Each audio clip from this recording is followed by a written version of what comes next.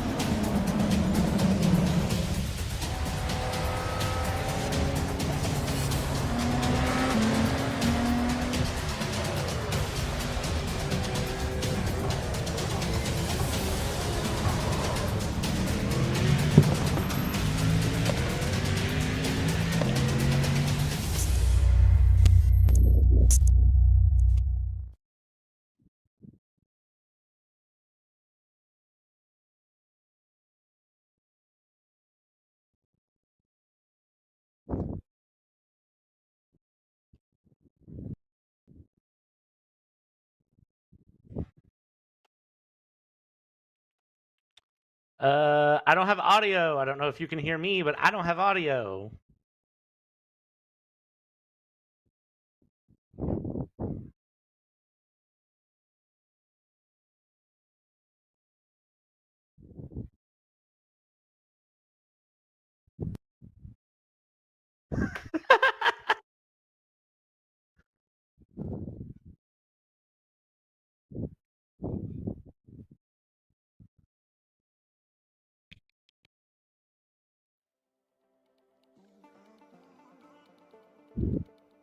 All right, maybe now. Hello, yes, please. There we Hey, there's Reed. Right. There we go. Yeah, I just love it. Every day is something new here at AMX. Welcome, Brad/Marco. How are you doing? I'm good. I'm not as pretty as Marco, but hopefully I can fulfill the role here and get things going. Now that I can hear you talk, I think that'll help, make commentary go back and forth a little bit better. You think so? I also believe that we might be on the right track here towards building something amazing together. Brad, thank you so much for joining me. And of course, thanks to everybody else out there for joining me and Brad and everybody else for another day of AMX Season 2. We've got a lot in store for you today. Who knows? I'm looking at our schedule and I'm seeing the cars and the racetracks, but you never know what's coming up, right? We could have some amazingly intense action. We could kind of sit back for a day of zen racing enjoyment. You never know. So we're gonna get things started out here for day 19 out of 45. So nearing that halfway point. And of course, depending on where you are, this is a beautiful, bright, and wonderful Tuesday morning, depending on where you are. We'll be starting things out here on the Virginia International Raceway for a brisk 26 degrees, so getting towards summer. It's always going to be dry, but a little bit humid and clear. And brisk breeze for us today for, like I said, race 19. So here's a look at all the info. Can you break this down for us a little bit today, Brad? Yeah, so you're looking at Virginia Raceway here with the Radicals. Radicals, of course, basically just mini go-karts. Virginia Raceway, super fun track to run on. And when you look here at our 90 race season total, 45 races in the free tier, 22 races in tier 1, and 23 races in tier 2. Of course, minimum payouts have to be achieved. It's a 10-minute race, usually about 10-minute qualifying, usually about a 20-minute race. Of course, we are on the Tuesday evening / Wednesday morning, depending on where you're at in the world, because we are, of course, running at 9 p.m. Eastern Standard Time. Free tier, lots of races there. Of course, it's free to enter. So what does that mean? Free to enter. And minimum payout, $50 there. And then after that, we're going to have paid tier 2 tonight as well. So that is a $20 entry fee, but the stakes are upped a lot. And of course, when you're looking at where we're at in the broadcast here, we are on day 19 of 45. Of course, 2 races, 4 times a week. That gives you 8 races a week. And we are the 19th day of that. Now, when you think about that, we're 19 races into this season. So how do points pay out whenever you're running this many races? Well, hey, it's $1 for each point here in the free tier with no entry fee. You get 3 points for the fastest lap. And if you're first place, you get 8 points. That means in the free tier, you could earn up to $11 a run. Yeah, that's a lot more than earning no dollars for not racing an AMX. So if you guys are out there and you're watching, you said I would like to do this. Well, first you have to invest in a setup, and then buy the cars and tracks, and then sign up on amxrace.com, and then you too can come out here and join us for action on the Virginia International Raceway. And it's going to be an interesting day on an interesting track. Like Brad was saying, I feel like his characterization of radicals as mini go-karts may not be completely accurate. Yeah, it might not be the best thing to say, but we're watching the drivers struggle here at Virginia Raceway. I've been watching through practice. The Radical SR8, of course, was introduced in 2005. It is a British powerhouse 2.6-liter V8 engine, 430 horsepower. A couple more stats for you here. It is 173 mile an hour top speed, 0 to 60 in 2.8 seconds. Puts 2.2 forces of lateral G through you whenever you're driving it. It's, of course, got some of the craziest stats. It's won 2015 Pike Peak hill climb, and if you're familiar with Pikes Peak, you know that's not an easy feat. It is an absolute fun car. I call it a mini go-kart, or really it's a big go-kart. Mini go-kart is poor phrasing. I call it a big go-kart, and I mean, to a degree, it's an open-wheel, fun little two-seater, and I just think it's fun to kind of take it, throw it around, see if it sticks. Of course, you're not going to have, traction control, power steering, a bunch of nice things to benefit you. And, I've been sitting and watching practice for about the past 20, 30 minutes here as we're watching practice wind down. And I've been watching drivers spin this thing left, right, and center through the 17A corners here at Virginia International Raceway. Of course, Virginia International Raceway, we didn't give it a good introduction or a long introduction. It's a weird track that was, it's been around since the 60s. Carroll Shelby won the first race here. It's seen NASCAR legends like Richard Petty, David Pearson, Wendell Scott win it. It's kind of remote in the hills of Virginia, and it's, a fun little track, and it's different. There's a lot of weird corners. There's 17 corners, but there's some corners like turn 5, turn 6, turn 14, and turn 17 that are double apex, so they're labeled 17, 17A, 5A, 6A. And we'll kind of talk about that as we watch qualifying laps. We'll bring you up to speed on how all of that's explained.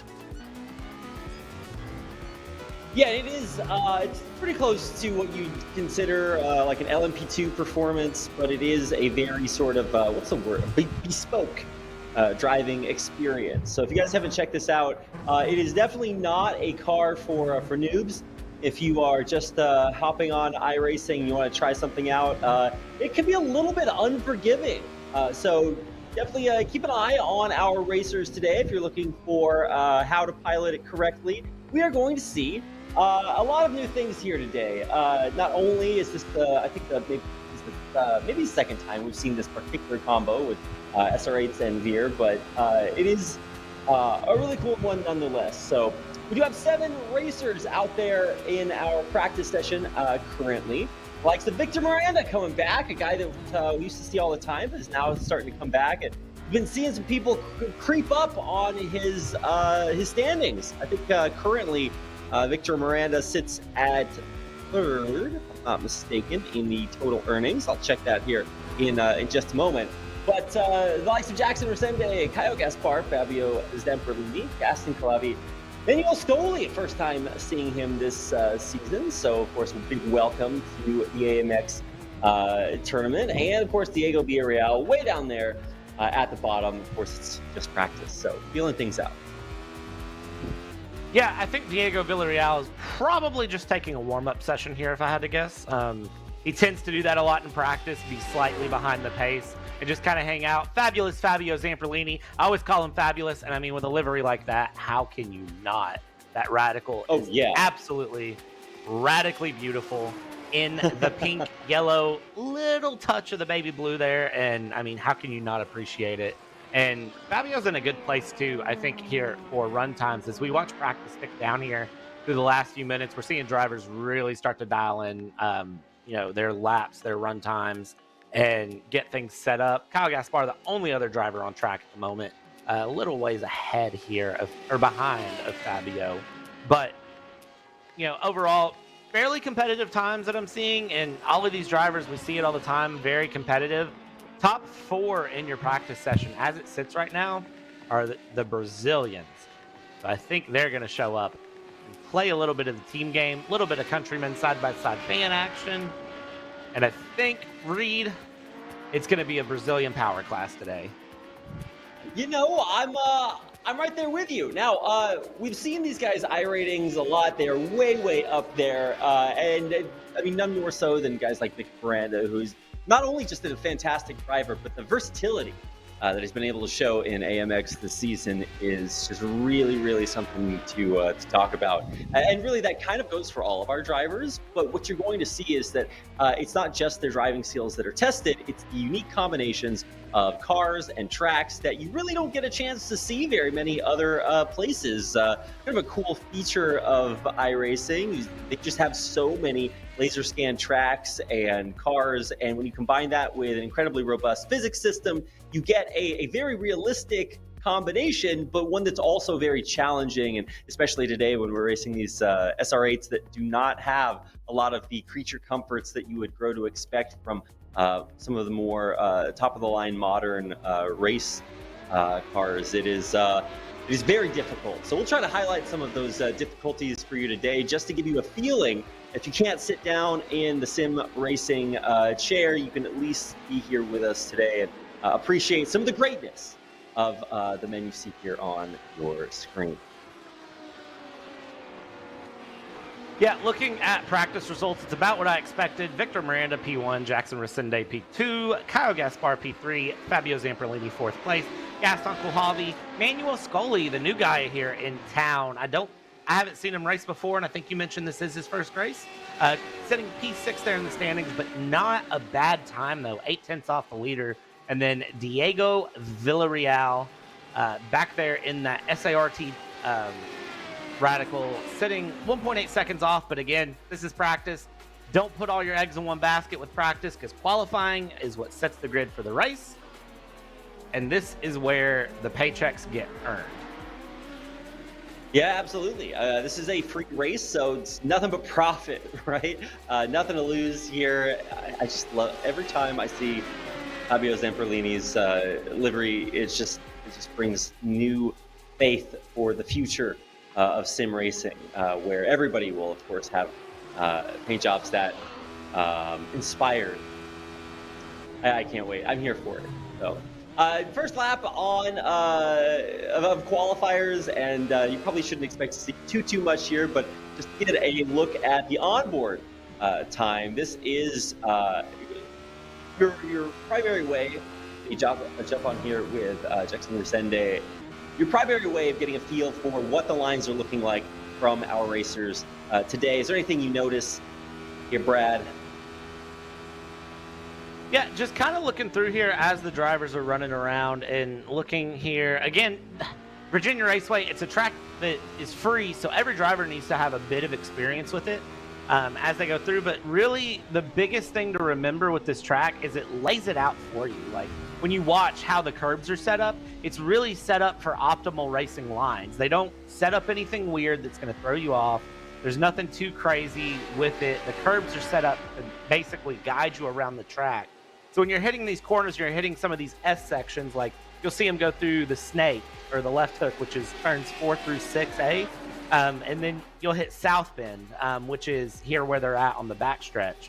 This is a hilly section, but really if you just kind of guide your car to the curbs and make sure your wheel hits the curbs, you're pretty well okay to kind of survive through. And now as we watch here, those are the cars going through Oak Tree. This is going to be a long straight backstretch, and then we're going to hit a section called Roller Coaster, which is turns 14, 15, and then Hogpen, which are the final corners to get us back onto the main straight. If you just kind of follow the cars as they run through here, I mean, after this long backstretch, you throw them through some windy chicane sections like this. And if you just watch kind of how they approach it, again, it's curb, outside curb, inside curb, outside curb. It's a very... Virginia Raceway does very well at laying things out for you. It's a very beginner-friendly track if you're just learning how to run road courses. or if you want to challenge yourself and try to time trial. And as I see it right now, Fabio Zamperlini, 142.5, basically doing a time trial challenge for us here today. And Jackson Resende is going to top him. Reed, I don't know what to tell you about where times are going to land in, but I have a feeling that the story won't be told until the checkered flag is down. That's a great way to put it, Brad. If you're looking for what kind of times to expect here, I mean, we're seeing a 142 out there, and maybe that will be what we're looking for today.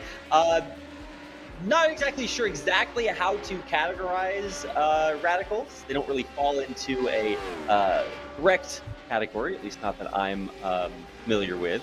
But currently sitting around 142, so this is something you'd expect to see from any of our LMPS cars. And I think the record that I remember reading was guys like Lucas Lurs back in, that's like 10 years ago by now, who's out here setting some impressive veer records with that car. So excited to see what our racers can do here today. And honestly, really excited to see guys like Manuel Scoli here, a new face, and kind of the face of the general experience that you guys can have by just coming out here and racing. Now, I mean, obviously, it does take a lot of familiarity with tracks, but like you mentioned earlier, Brad, probably people have a little bit of familiarity with veer, and so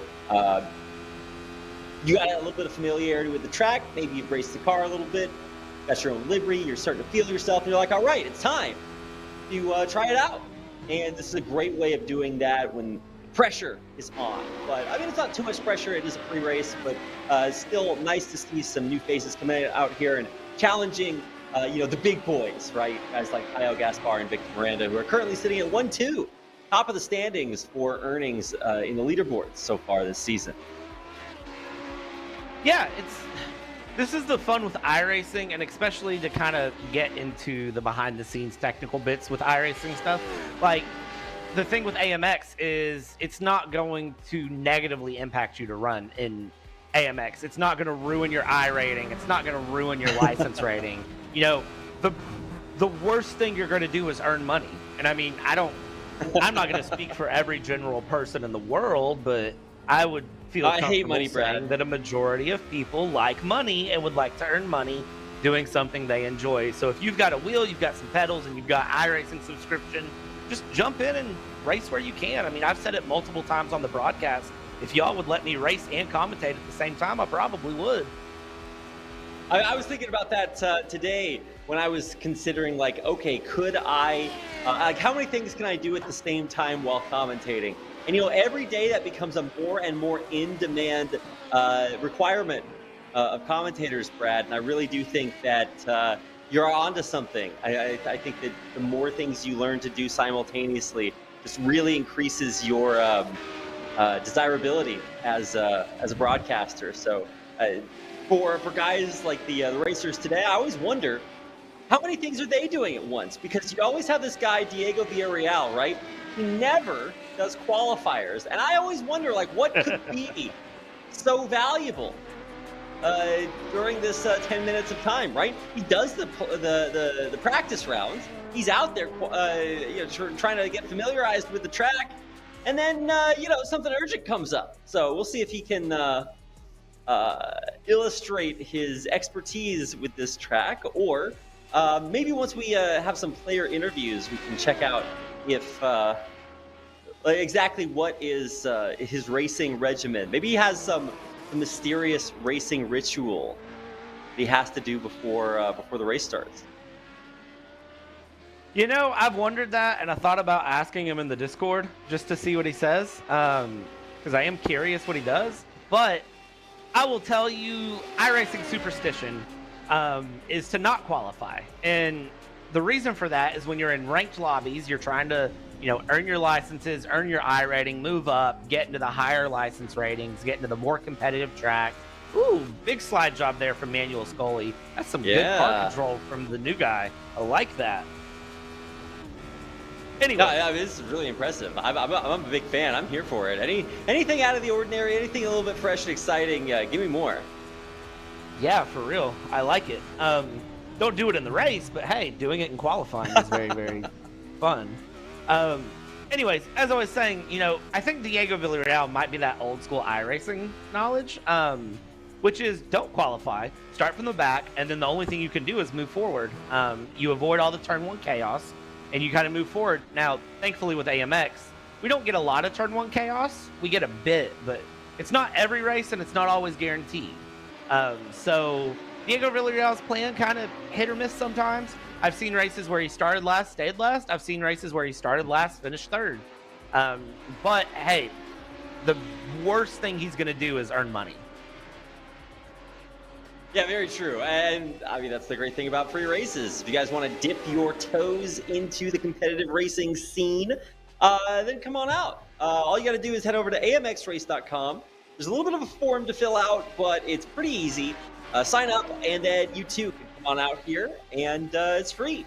So I believe we also have some promotions coming up that's going to make it more worth your while. So head on over to amxrace.com and join these guys and maybe a few others. We'll be seeing who's joining us for our second race of the day a little bit later on Daytona. So some really cool racetracks and cars, and you can see all about the cars and tracks that are included in AMX Season 2 on our website as well. Checking the schedule and leaderboards up at the top of the page. So heading through the end of qualifiers as we finish our group qualifying lap here. Victor Miranda up at the top with 141, and I love to see how close, how competitive these times are out there, because it is really, truly impressive, and even just hundredths of a seconds there between some of our race leaders. So really, really exciting for what should be a very close and competitive race, Brad. Yeah, Reed, I think that midfield battle is going to be where we see the fireworks through the race as qualifying comes to an end here. Jackson Resende and Gaston Kohlhavi still on track, but not improving. I think the server timeout is going to get him here. And now we can look at our qualifying results. Victor Miranda with a very, very good time, that 141.2. And then we see Zamperlini, Gaspar, Jackson Resende, and Gaston Kohlhavi, who are all within just over half a second of each other. Fabio Zamperlini, Cal Gaspar, and Jackson Resende all within a tenth and a half of each other. So very, very competitive times there. As we look there in the Virginia countryside, of course, there's 3 or 4 track configurations to Virginia Raceway. We are doing the full configuration. Gaston Kohlhavi still coming through. I think server timeout finally got him there. Yep, and there we go. So Manuel Scully putting in a really good time too at a 142.38, which when you look, he's only about a second off of Victor Miranda, which isn't a bad time in terms of qualifying. And hey, depending on how turn 1 happens, you may see him improve significantly. Looks like we have the race results coming up, and I'm actually just really excited to see, not that I'm not excited for qualifiers, Brad, but I'm just really excited to see what the actual race looks like, because by far the most challenging part of the start of the race is start of the race. See what I did there? No, it's really it can be quite challenging to get off the grid in a good position. Everybody vying for their position at the beginning so that they can establish their place in the race, and it's been kind of a mixed bag. As far as starts here at AMX, we've had complete disasters where 2-3 racers just eliminated immediately. And then we've also seen some races that really just start out completely uneventfully. Everybody's just like, okay, well, I'll just stay here for a while and then maybe make my moves later on. So as the grid fills up, this is a look at our qualifying results. 141, time to beat pole position for Victor Miranda. And just looking at this guy, one of the deadliest racers in AMX Season 2, and when it comes to the deadliness, right, how do you calculate that? And the way I look at it as each race you enter, how likely are you to win that? Because not every racer races every race, so you can really only count their stats based on when they're here on the track. And for Victor Miranda, 47% of the time he enters a race, he wins it. So that's almost 50%. It's like you're flipping a coin. Am I going to win the race or not? And while I guess maybe for non-statistics majors, that might seem how everything is. Um, Either I win or I don't win. It is actually quite impressive to see how dominant guys like our poll leader, Victor Miranda, are as we get off started with a little bit of a rolling start. Yeah, Victor Miranda, if he can get away well and kind of keep his nose clean through the first few corners as they go through Horseshoe NASCAR Bend, if he comes out of Snake, which is turn 6, which is where they're rolling towards right now. This is NASCAR Bend as we know it. We're doing a full pace lap here behind the Porsche iRacing safety car. If Victor Miranda can come out of this section of the track and still be in the lead, and not have the likes of Fabio Zamperlini, Jackson Resende, Kyle Gaspar kind of pushing him forward and, putting a nose in, and he can keep a gap, I think he's going to be set up very, very well. That's some off-roading there from, who was that, the black car? That was Jackson Resende doing a little bit of off-roading there through, it looked like Snake, which is not how Virginia Raceway is supposed to be set up, but who am I to judge? They're the drivers. I'm the commentator. I'm not backseat driving. I'm just saying I don't know that I'd run in the grass. Yeah, you try to put these S's in to slow people down, but sometimes they don't get the memo. They're just like, oh, I mean, I guess I can kind of just drive straight in there, right? A little bit of a wiggle to warm up the tires, and you see our racers kind of chomping at the bit a little bit here. I mean, there's that pace car, and as long as your model is not past it, then you can do whatever you want. Whoa, getting a little close there, wiggling the wheels, and you can really tell our racers are ready to get this race underway.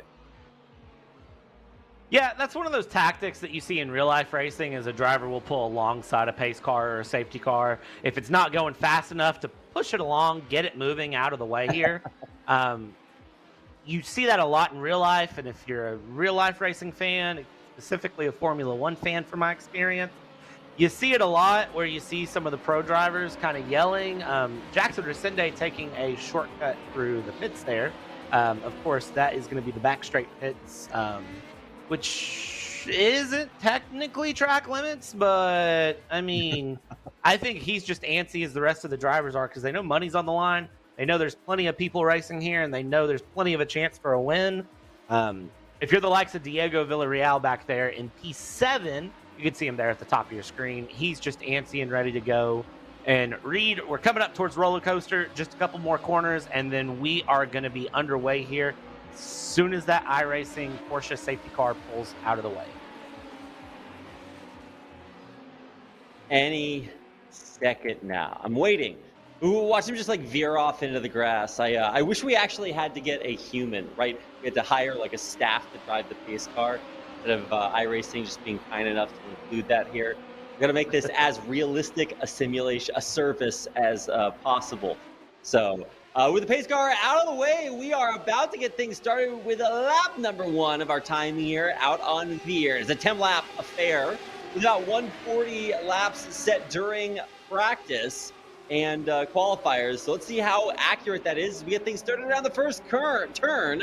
Victor Miranda, Kyle Gaspar, Zamperlini up there in the front of the pack, and guys like our newcomer Scully and Diego Villarreal, his evil doppelganger, down there at the back from not having qualified today. So we'll see if he can improve his stars as we settle in for what is going to be a very competitive pack around the first few turns. Yeah, big battles early on there in the middle of this 7-car grid between Jackson Resende, Gaston Kohlhavi, and even Scully getting in the mix there, kind of trying to dive in a bit. Zamperlini doing well to try to fend off Gaspar, wasn't able to. And I said if Victor Miranda got through the first few turns and stayed ahead, he would hold on to it. He has so far, that's proven true. And now Kohlhavi is putting pressure on Resende and having pressure placed by Scully. This is going to be the big battle to watch, I think, right here. This battle for P3, 4, 5. In 6, I think is going to be where we see the most back and forth as the drivers come down the backstretch here. And we see so far, Reed, fairly clean racing. There were some scary side-by-sides there in the beginning. I got a little nervous, but all the drivers, at least up to this point, have survived lap 1 as Resende is chomping at the bit here to get past Zamperlini and try to get up into P3. Is absolutely looking for that little bit of grass in the wheels there for a second, but absolutely incredible consistent top speeds here for racers. Zamperlini there leading Resende, who are on board with currently on the dash. I like the fly, right? That you just can't get off your dashboard. We're got a front row seat. Hopefully not too front row, as getting really up close there. Zamperlini, he's got to be checking his rearview mirror a little bit. Resende is absolutely looking to pass any possible opportunity, and this is by far the best start we've had here for our time on beer. Very, very competitive, and really anybody can do anything.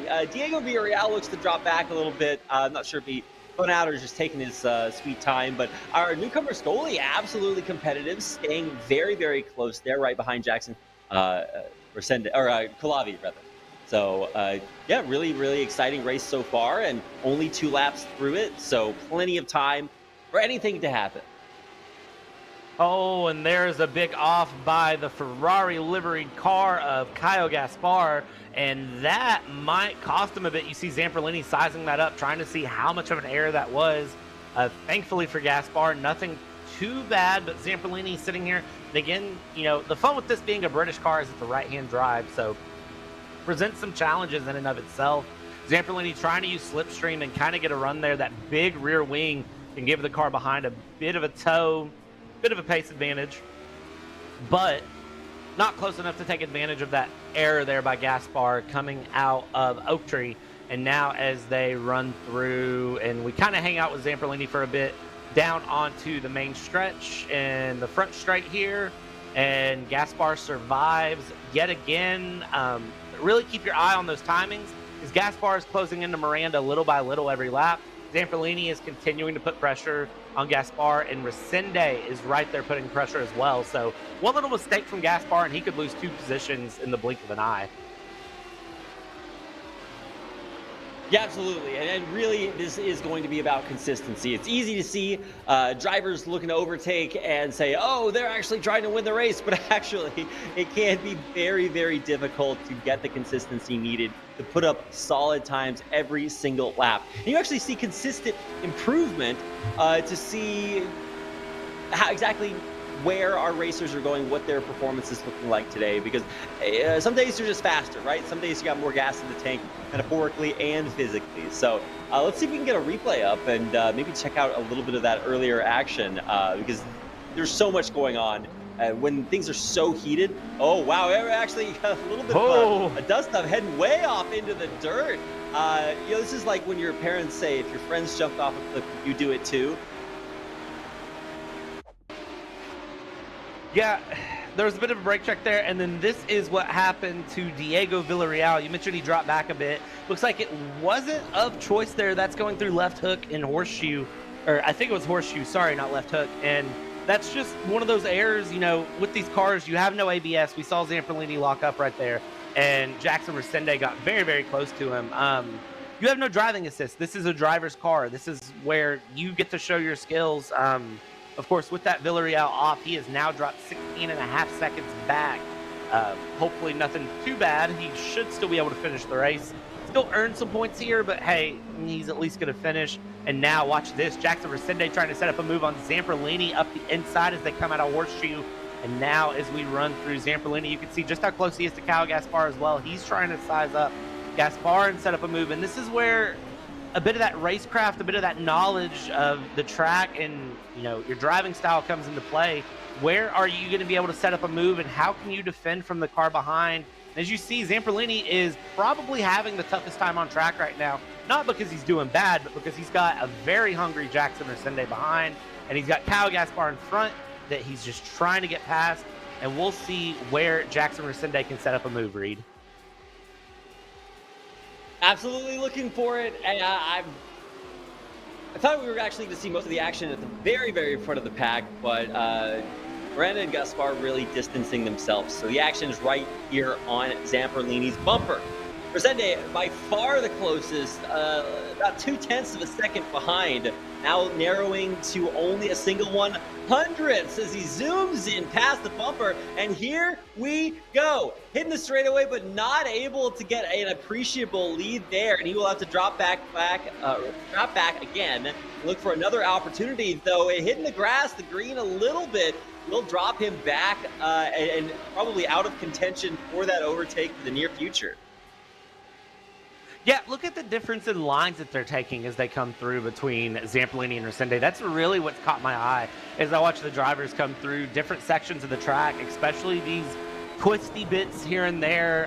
As you watch, Resende tends to take a slightly late. Oh, there's a mistake from Resende too, getting a little bit loose. That's going to cost him because he was trying to set up that later apex. He tends to hit the corner a little bit later than Zamperlini does. Zamperlini tends to be a little bit wider, apex a little bit earlier.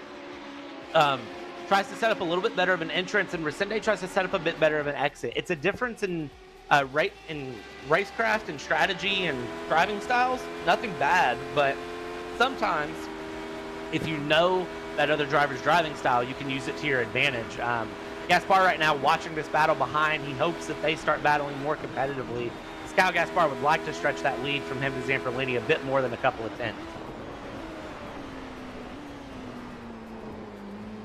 And here we go, coming around by far the sharpest, I guess maybe second sharpest part of the track down there at Oak Tree. And now winding our way through the absolutely massive back straight. See what I did there with winding? I don't actually know what I'm... But the idea is that this is where you can reach your top speeds and really see what the potential of these SR8s are. And for Zamperlini, it is good enough to keep his spot here in third and even continue to climb. Now threatening maybe even Gaspar for second. This is starting to really heat up as we reach the halfway point in our time out on Veer. Now heading through the finish line to start things off all over again into Horseshoe. And I love that we can see continual top speeds, continual fastest laps, and you're seeing Victor Miranda dominant up there at the top. And really, all of our racers have kept things remarkably close here. We're looking for an overtake here. Zamperlini, Resende coming around the corner, and he does complete it ahead of Zamperlini to claim that third place, taking it away. I don't think Resende's done moving forward. Zamperlini has been pushing lap after lap. Zamperlini with a small mistake there out of Horseshoe going into the NASCAR bend, turn 3, and Jackson Resende was just close enough to take advantage of it. The car wobbled a bit, and Jackson Resende just put it around the outside and said, "Thank you very much. I would like third place."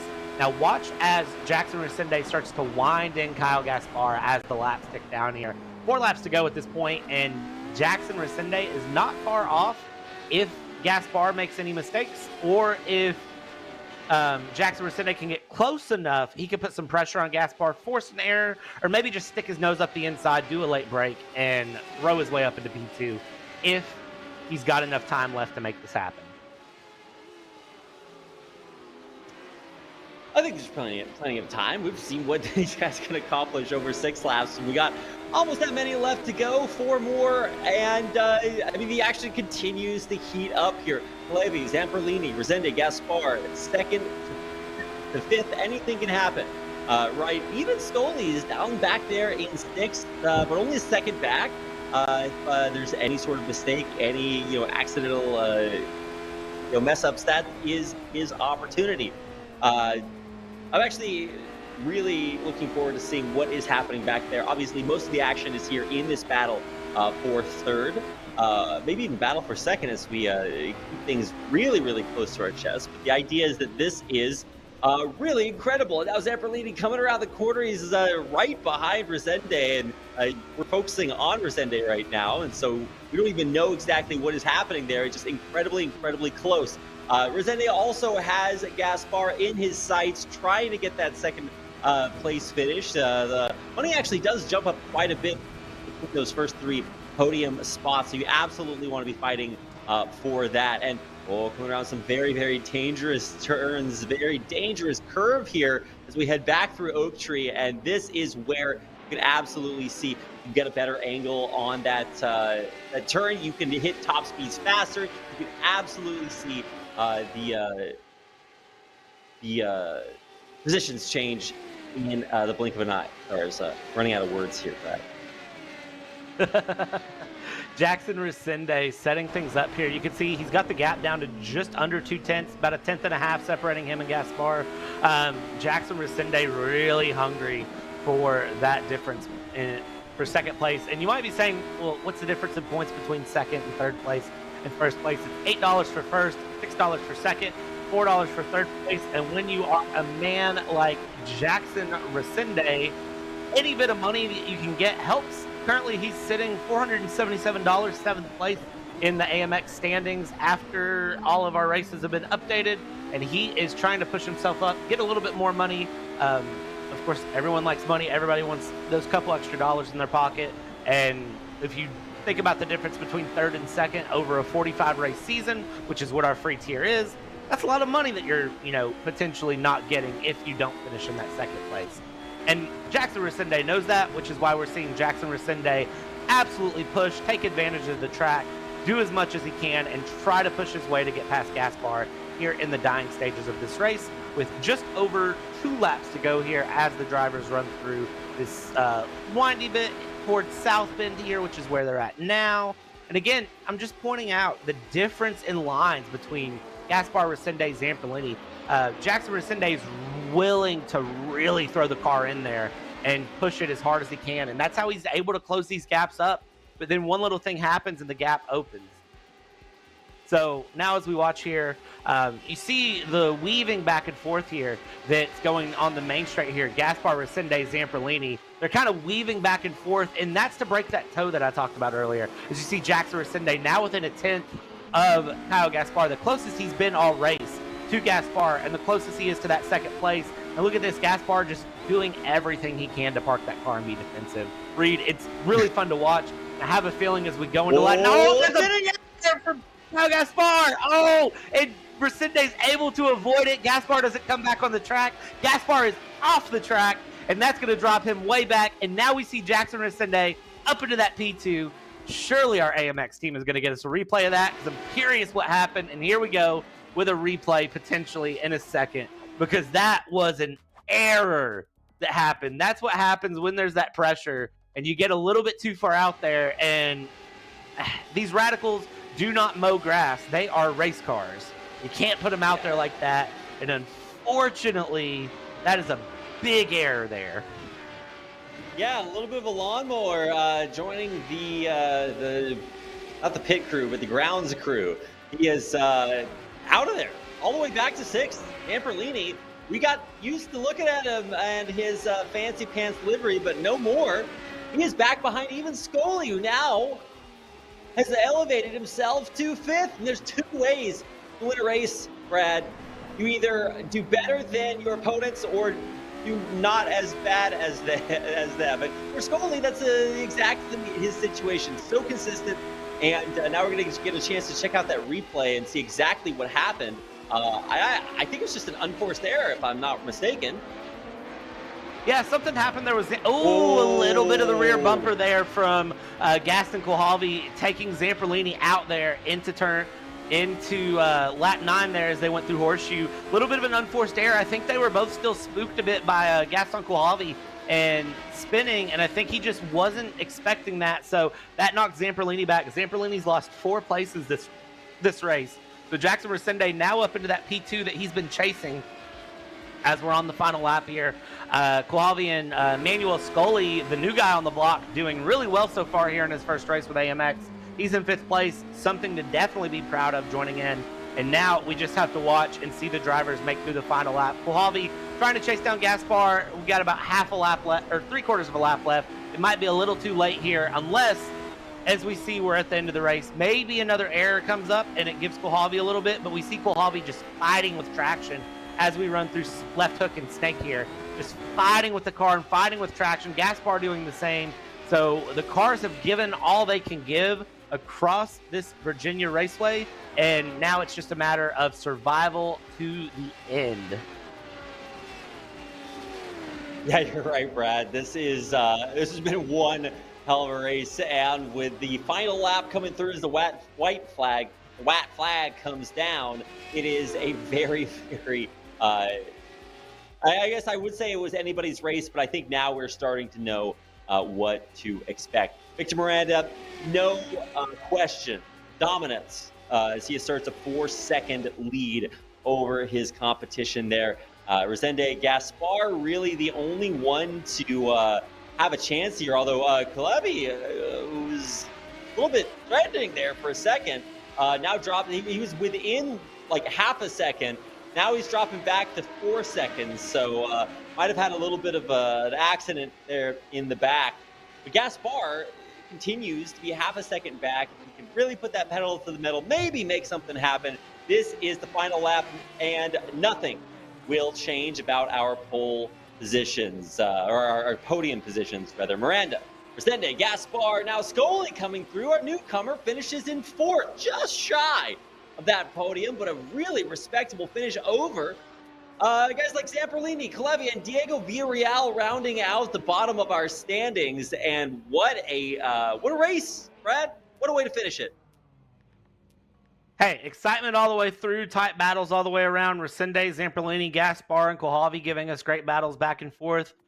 You look at Manuel Scully doing a great job running through, finishes P4 on a debut, which is nothing to be upset about. Victor Miranda, though, wins by 4 seconds. And like I said, if he survived the first couple corners, he was going to go through. And I don't think we talked about Victor Miranda the whole race until the very last lap after the start.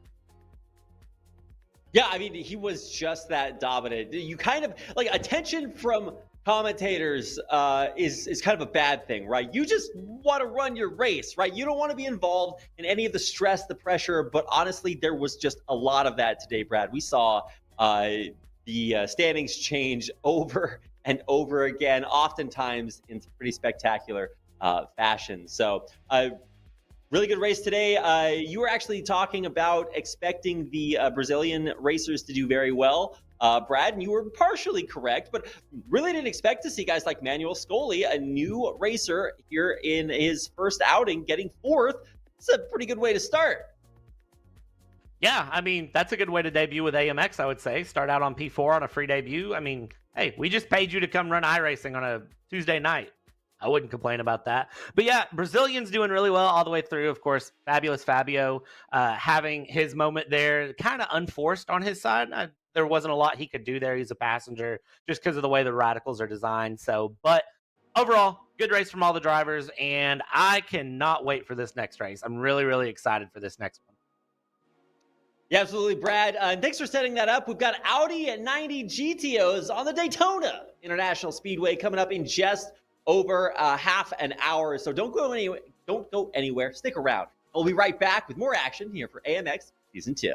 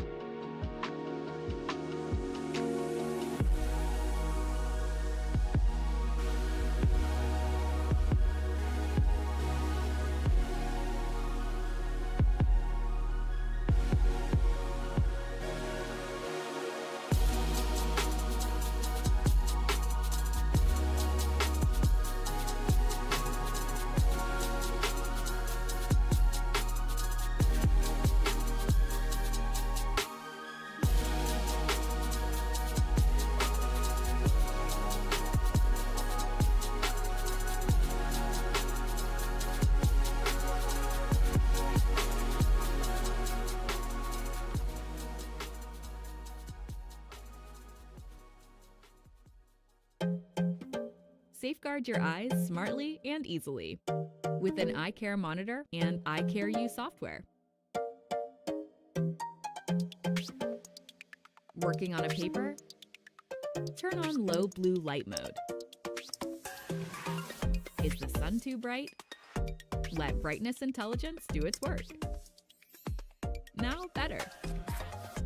Writing code gets your eyes tired? Try coding mode.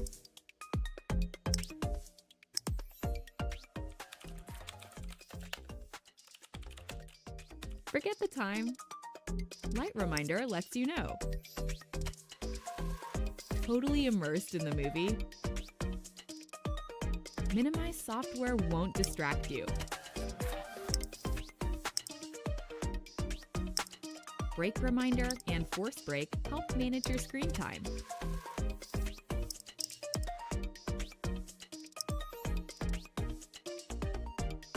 When it's almost time, a countdown starts.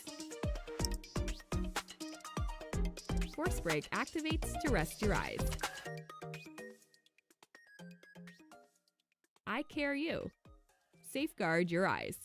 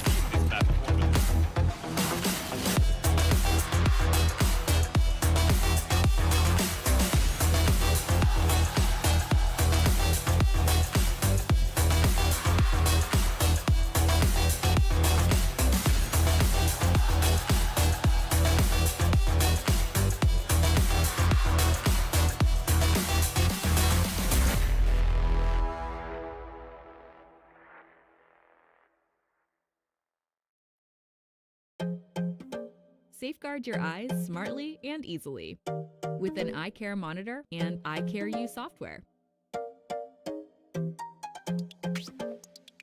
Working on a paper? Turn on low blue light mode. Is the sun too bright? Let brightness intelligence do its work. Now better.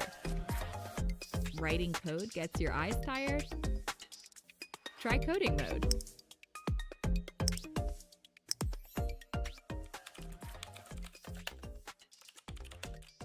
Forget the time. Light reminder lets you know. Totally immersed in the movie? Minimize software won't distract you. Break reminder and force break help manage your screen time.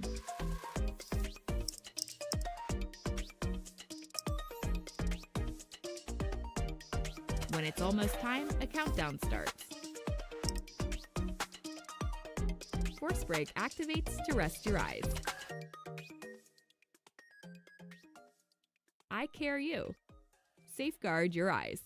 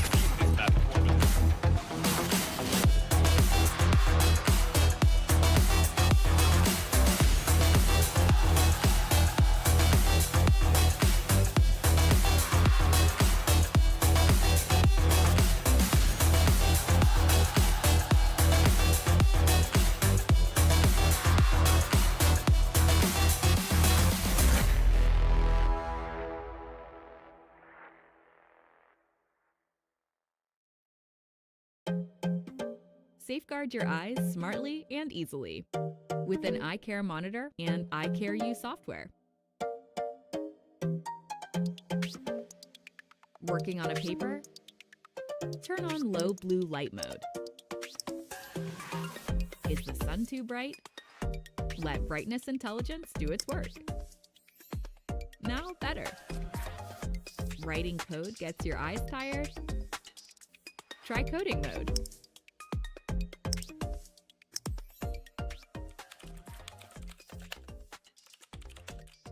Forget the time. Light reminder lets you know. Totally immersed in the movie?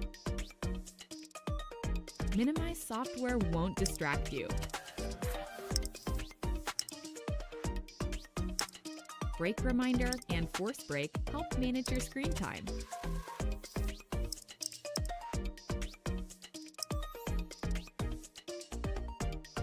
When it's almost time, a countdown starts.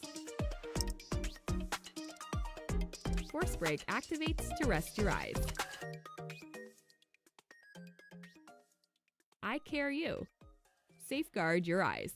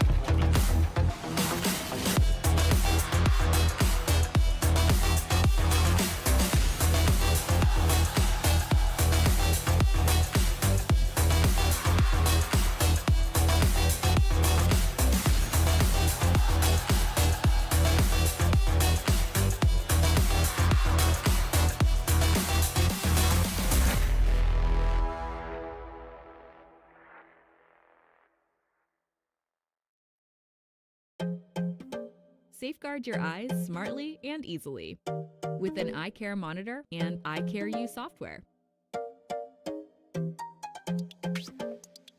Working on a paper? Turn on low blue light mode. Is the sun too bright? Let brightness intelligence do its work. Now better. Writing code gets your eyes tired? Try coding mode.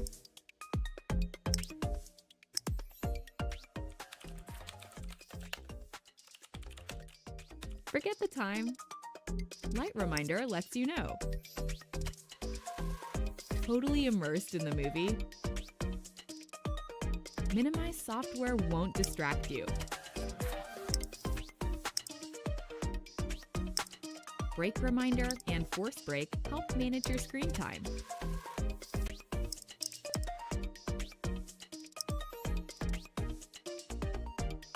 When it's almost time, a countdown starts.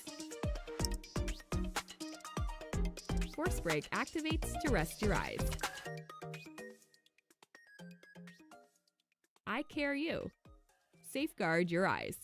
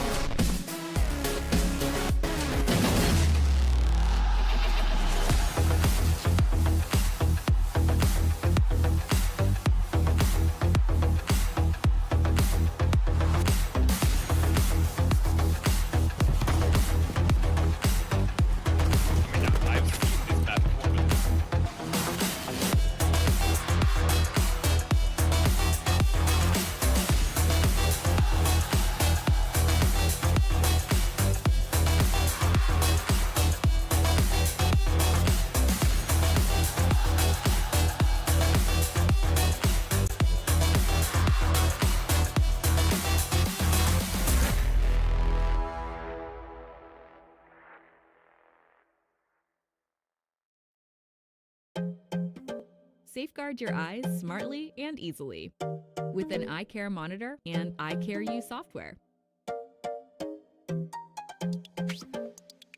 Working on a paper? Turn on low blue light mode. Is the sun too bright? Let brightness intelligence do its work. Now better. Writing code gets your eyes tired? Try coding mode.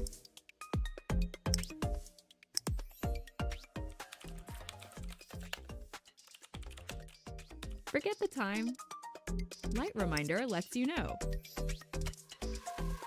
Totally immersed in the movie? Minimize software won't distract you. Break reminder and force break help manage your screen time.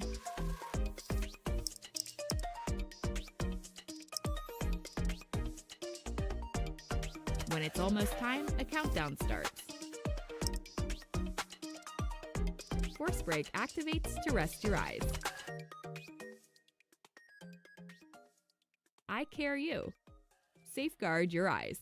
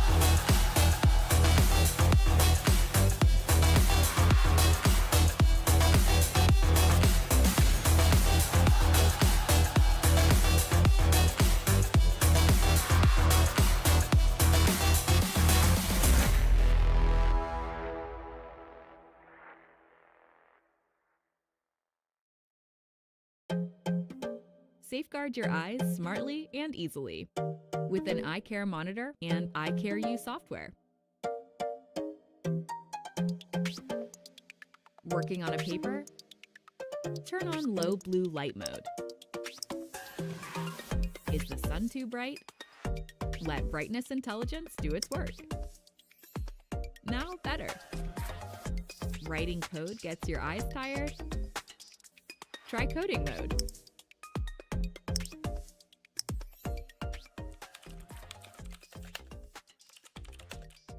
Forget the time. Light reminder lets you know. Totally immersed in the movie? Minimize software won't distract you.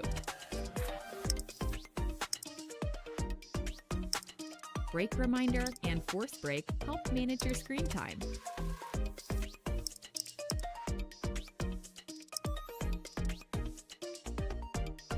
When it's almost time, a countdown starts. Force break activates to rest your eyes. Eye care you. Safeguard your eyes.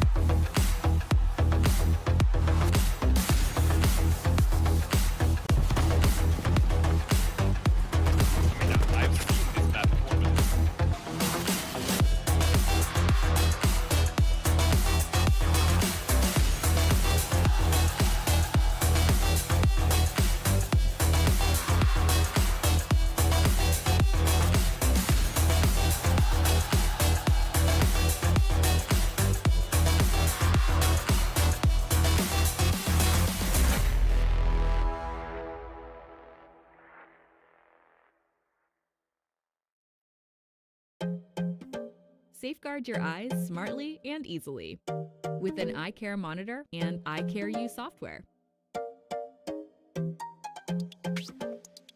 Working on a paper?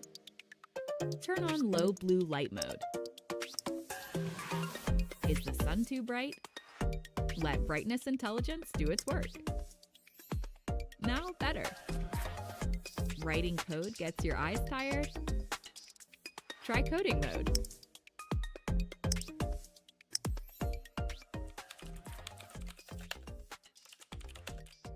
Forget the time. Light reminder lets you know. Totally immersed in the movie?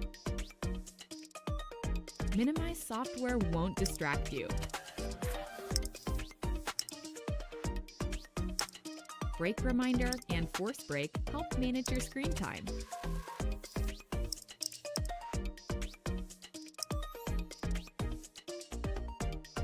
When it's almost time, a countdown starts.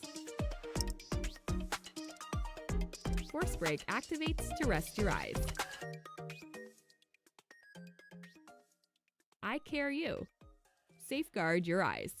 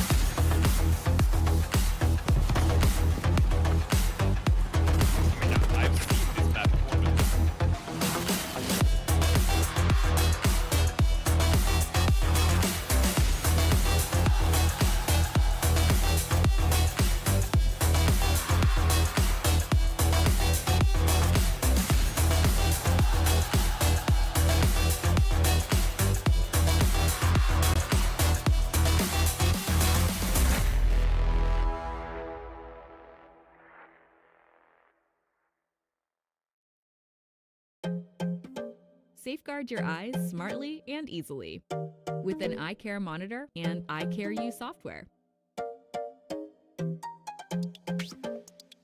Working on a paper? Turn on low blue light mode. Is the sun too bright? Let brightness intelligence do its work. Now better. Writing code gets your eyes tired? Try coding mode.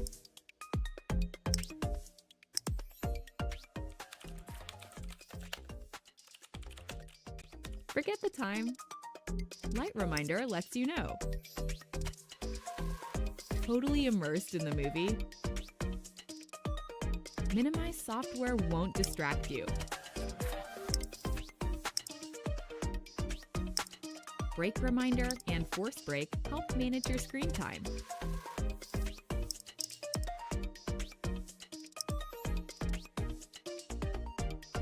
When it's almost time, a countdown starts. Force break activates to rest your eyes. Eye care you. Safeguard your eyes.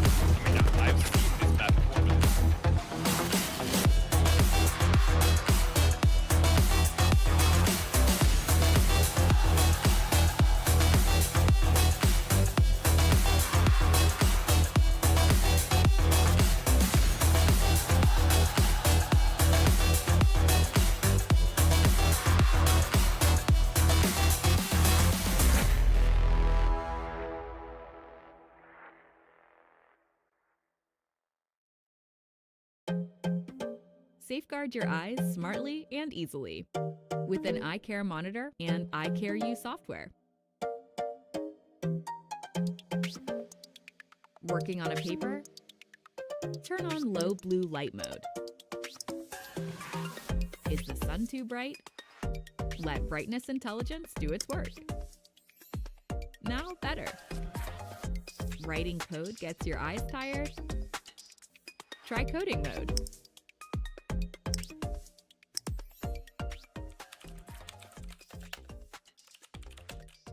Forget the time. Light reminder lets you know. Totally immersed in the movie? Minimize software won't distract you. Break reminder and force break help manage your screen time.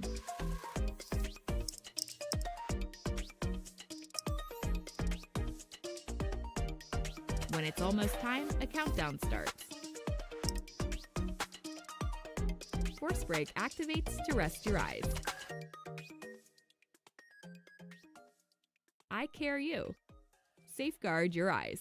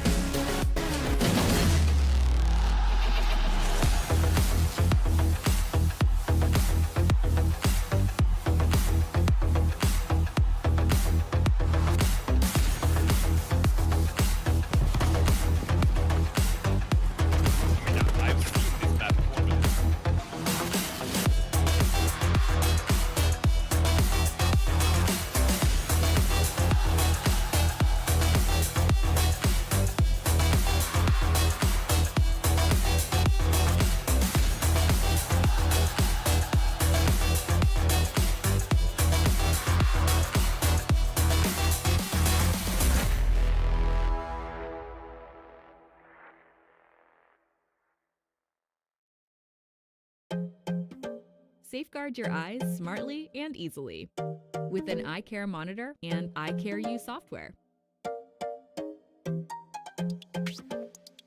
Working on a paper? Turn on low blue light mode. Is the sun too bright? Let brightness intelligence do its work. Now better. Writing code gets your eyes tired? Try coding mode.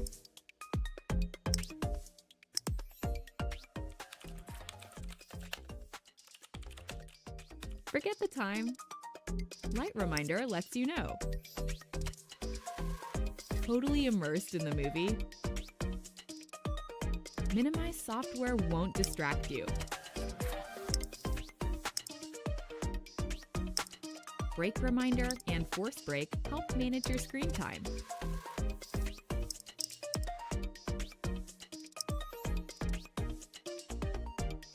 When it's almost time, a countdown starts. Force break activates to rest your eyes. Eye care you. Safeguard your eyes.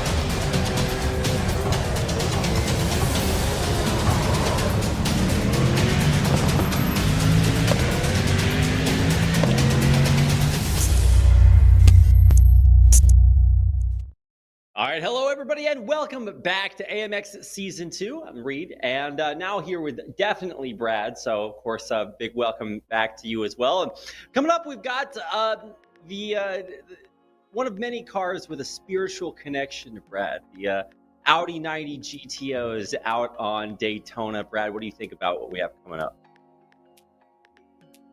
I'm not going to get up and dance, but I could get up and dance. The Audi 90 GTO is a personal favorite car of mine. There's a lot of deep history in the Audi 90 GTO. Of course, it dominated IMSA in 1989. They missed the first two races of the IMSA season, still finished second that year with a basket case of wins. And then it's Daytona International Road. I mean, let's be honest, the road course at Daytona is a staple of American motorsport. It's a staple of world racing.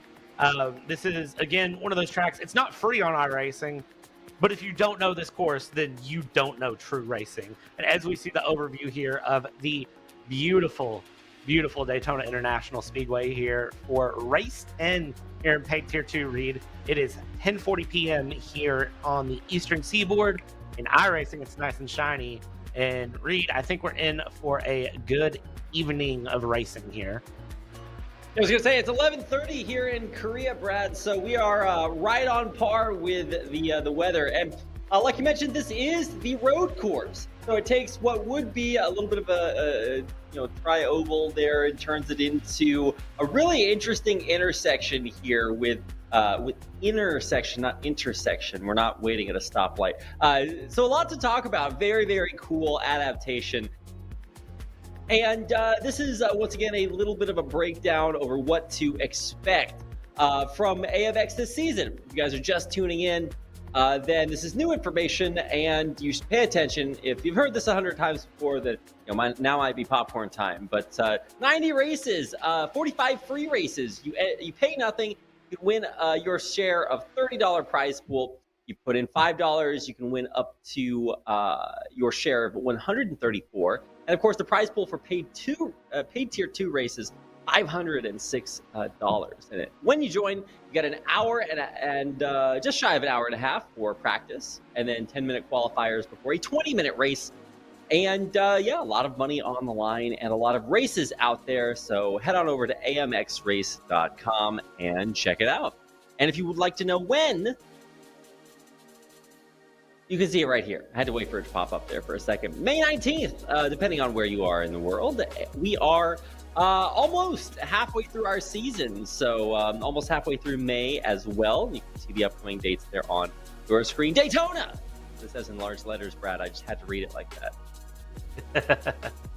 Absolutely. Looking at points per race here, Reed, and this is going to be, again, we're in the paid tier 2. This is the big money league. Oh, that car looks so good on this track. But this is the big money league here. $20 entry fee. 1 point is $1. So if you get first place, you get the fastest lap, and you get 5 points for just racing and showing up and not DNFing. You're going to get $155 if you can bag a good round trip weekend. No payouts less than 200 points awarded, but hey, you show up to enough of these races, you're all but guaranteed to hit that 200-point minimum. Also, good shout out to our broadcast crew for that camera angle there in the Lamont chicane, because that is something different.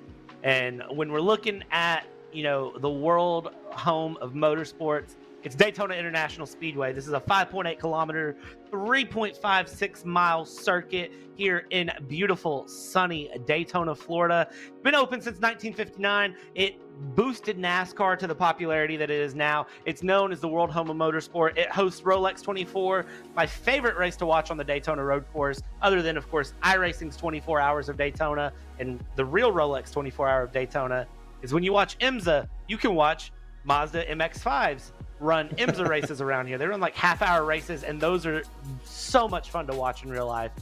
And this car is iconic, and this is going to be a good showing here. The Audi 90 Quattro 90 GTO, IMSA GTO, was intended to show off Quattro drive on road and then show off rallying. It's an all-around car that's absolutely awesome. 2.2-liter 5-cylinder engine, 720 horsepower. It looks like it should be rallying, but it fits on road course. It's won at Summit Point, Mid-Ohio, Heartland Motorsports, Sears Point, Watkins Glen, Lime Rock, and Laguna Seca.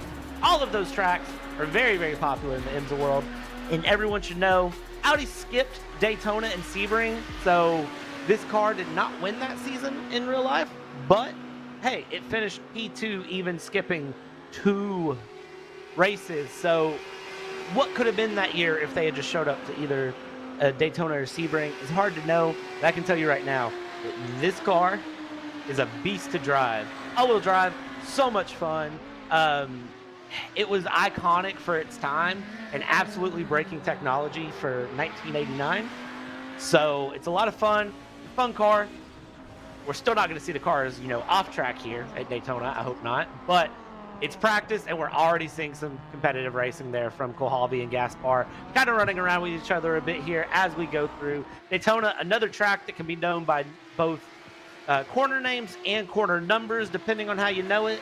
Of course, this is going through what's known as the dog leg, and they are going to come around to another horseshoe here. And now as we kind of just watch and they run through, that's the west horseshoe that they just came out of. Now they're going to shoot up the hill, and they are going to be heading towards turn 6, turn 7. And then it comes around. This is known as just NASCAR turn 1 and NASCAR turn 2.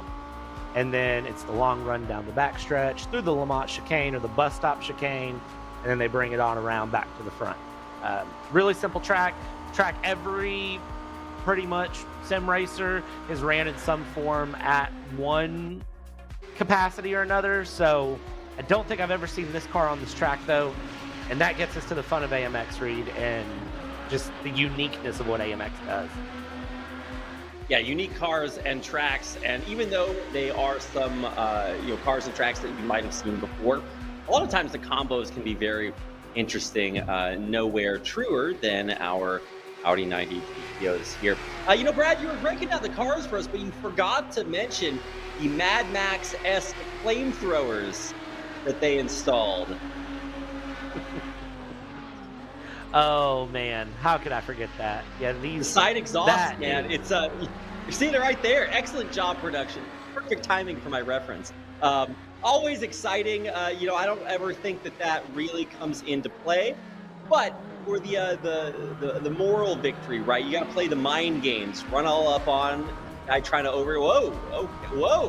Wow, we are really trying to build a new track out here. This is what happens when you tell them you're going to race oval and then you make them turn. All-wheel drive being a savior there. I don't think the side exhaust had anything to play there. I think all-wheel drive is what just saved Gaston Kohalby there going through, and there he is doing it again, giving us all of our money. Yeah, very, very exciting qualifiers, I gotta say. Or actually, no, this is just practice. Sorry, I was getting ahead of myself. We got 6 racers on your screen today. Gaspar, Miranda, Rosende, Zamperlini, and Diego Villarreal. So just missing our newcomer. I mean, tier 2 is a lot of investment, $20, but as long as you place higher than, I think, 8th, you are guaranteed to win more than your money. So that's actually what's kind of interesting to me is if you're seeing the first race of the day and you know that there's only 6 racers, you're guaranteed to make money if you just play. So for all you guys out there watching AMX and you're thinking like, oh wow, we're watching some other racers. I mean, if you want to get in here, then essentially the money is yours. So a lot to keep an eye on here as we finish practice. And I'm not actually sure what the records are for the Daytona Road course, but I will find out in just a moment as we near the end of practice with guys like Kyle Gaspar and Victor Miranda, kind of the top 2 racers to watch out for, and indeed they are up at the top of the standings, even just through practice. Yeah, so the road course lap record is a 133.7, and that was set in 2022 by Cadillac in their LMP2 cars. Now, in terms the LMDH cars, I call it the LMP2, it's LMDH now. In terms of what I'm expecting, probably a 144 I would say the drivers are probably going to find at least another 3/10 or so. We're going to dip into the 144s here during our qualifying session. And Kyle Gaspar, Victor Miranda right up there, P1, P2, less than a tenth separating those two cars. Jackson Resende about 2/10 back, Gaston Colhavi, Fabio Zamperlini there in P5, and Diego Villarreal about 2 seconds off the pace from Fabio Zamperlini. Not bad times from anyone there, as we see, but, you know, I still think times are going to condense down a bit as the drivers continue to dial in. Now, they just went from running radicals to running Audis, so there's a bit of a learning curve and a bit of a warm-up period that's got to be had, but by the end of qualifying, I think everyone will have their laps dialed in, and we'll get to see a really, really fast lap come from someone. Yeah, absolutely looking forward to this. Can't wait to see what is in store. I think as far as GTOs are concerned, I believe we're looking for things around the 150 mark. So this is already a little bit ahead of schedule. And as we start off our qualifiers, it is group qualifiers, so don't expect some heated racing competition. Kind of just want to space out the pack and then get out there and do your own personal best. You are not racing against anyone, just trying to get that best time out on the track. And, you know, it is going to be kind of interesting to see the, pivot, right? We were racing some, was it Lara's? Those Radical SR8s earlier. And now we're in a little bit of an, I wouldn't say antiquated, but definitely a little bit of a throwback to our GTOs out here. And I'm really excited to see what happens as we change to a very different track. See how our racers find it if they see that it is difficult. We already had a little bit of off-road action earlier, so hopefully we can keep that in practice and keep things on the asphalt for our qualifiers. And on board with, I believe that is Kyle Gaspar. But it's a little bit hard because everybody's using a default paint job. Jackson Resende, there we go. Yeah, this is one of those cars in iRacing that not a lot of people own it, but not a lot of people, in my experience, really dedicate a bunch of time into it. It's a car that's a lot of fun to drive, but it's not one that you really see people get deep and competitive with in the same way that you would see the Dallara cars, the F1 cars, and those sorts of series kind of go through and you see a big competitive field. You don't see that as much with the GTOs or the Audi 90 GTOs, the GTOs, whatever you want to know them as. It's one of those that it's more unique to really see people invest competitively. And it, again, goes back to the uniqueness of all of these drivers being able to jump in and look at the draft. That was one of those things I didn't know about, was how the draft was going to affect all these drivers as they run down towards the bus stop chicane or the Le Mans chicane, however you know it as, depending on if you're a NASCAR or an IMSA fan. The draft is going to prove to be powerful here for these drivers, so I think there's going to be a lot of overtaking opportunities all through the circuit. Yes, the great thing about ovals is you have a lot of I guess I wouldn't call it a straightaway, but just the the camber is very, very steep. So you really do have to be careful when you go up against the wall, right? So it makes things a little bit more touch and go. But let's see what the standings look like halfway through our. Okay, well, I thought we were qualifying there, but deciding to get in there in the pit, make sure to get some fresh tires, fill up. And eventually we'll get a chance to see qualifiers. There we go. All right. The thing I'm looking for is obviously going to be Kyle Gaspar and Victor Miranda. Absolutely some of the most dominant racers that we have for Season 2. Jackson Colhavi, also somebody to watch. Absolutely someone that can contest, but has yet to put up a qualifying time. And, of course, we wouldn't expect a qualifying time from Diego Villarreal. He is making some Pop-Tarts in the kitchen right now. Yeah, Diego Villarreal, again, that trident. Ooh, there we go. We're seeing a little bit of drifting there from Fabio Zamperlini, taking on the all-wheel drive action. A driver that has a livery on, so we should be able to spot him. He loves to run those bright colors, so he's going to be the easy one to pick out of the group. out of the few, which I'm kind of upset that more drivers don't have a livery on. We might need to discuss that with the drivers after the race and have them just slap something on here during the in between before the next time they put this car out on track. Now, you're thinking about it all wrong, Brad. What we need to do is recognize that this allows us truly a rare opportunity to just call anyone, and we're like, who's going to stop us? Like, they all have the same paint job. It could be, who knows, right? What we need to do is get our producers to turn off all of the overlays, and then we can just say whatever we want. There's no way to stop us. Hey, producers, if you're listening, he's gone rogue. I don't sign off on that. Anyways. Just close my eyes and like start knowing casting, Brad. I mean, hey, if Reed wants to do that, I will allow him to do that. However, I can't say that that would go good if I did it. I'm not going to attempt that. Well, Brad, we need to teach you a few things about standards out here, okay? But I just want to see a good race. We actually do have a lap here from Kulavi. I was going to say, Diego's got some company in the pits. So we are setting some times, and they all appear to be right around the same. So you can expect another pretty close race. I'm knocking on wood as I say that. I realize the first is real.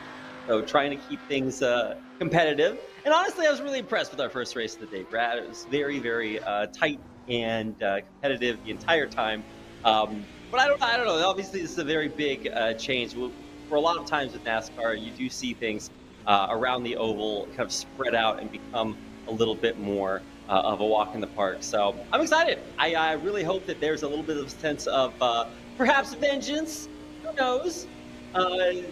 To maybe change the fates of the way things transpired in our first race. You got to know guys like Zamperlini, after getting a little bit of a tippy touch there that spun him out towards the end of the race, was really looking forward to a high placement and then had to settle for being in the back of the pack. So he is absolutely back again, looking for perhaps a little bit of, I wouldn't say vengeance, I would say more, what would you say, the realization of his potential. Yeah, I think Zamperlini is going to be one to watch. He's really going to be pushing through, and he looks really strong so far. His lines look good, even though he is showing about half a second off of the leader, which on a road course like Daytona, if you're within half a second of the guy in first place, you're doing pretty good. You're doing something right. Like, that's not a bad time for a track that's this long. It's, what is it, over 5 kilometers? Yeah, 5.7 kilometers, 3.5 miles. Like, if you're within half a second of the guy in front of you, like, you're not doing bad. And of course, we know the draft is going to come to play a lot through the oval sections and on the speedway course in sections, through the back stretch, through the front stretch, and through, of course, NASCAR's turn 1, 2, 3, 4.